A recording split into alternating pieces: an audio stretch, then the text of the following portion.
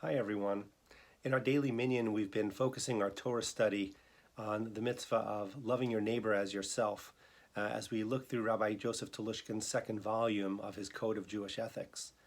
Rabbi Telushkin emphasizes that loving your neighbor is not about emotion, it's not about feeling, but in Jewish tradition, love is about action.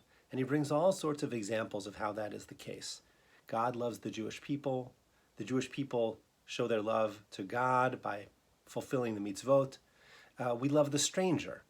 And there are all sorts of different ways we can show love. And I bring up the idea of love today because Friday, August 16th is Tu B'Av, as close as the Jewish people get to St. Valentine's Day. Even in Israel today, Tu B'Av has become a little bit reminiscent of Valentine's Day here in the United States.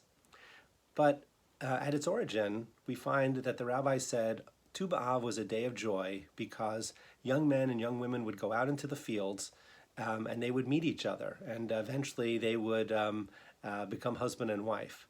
But within the context of love, I think what's important to mention is that it says in the Mishnah that all of the women would borrow clothing one from the other, so that no matter whether you had very nice clothing or poorer clothing, everyone was a bit mixed up. There was a sense of actually love among neighbors by making sure that no one felt embarrassed, by making sure that the focus was not on who had the nicest clothing, but upon the individuals and about the young people meeting each other.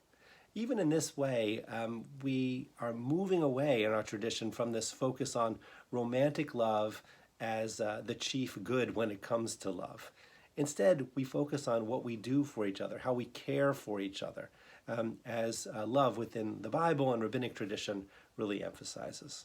So I hope that you have a wonderful Tu B'Av and that you have a Shabbat which is focused on love through action. Shabbat Shalom.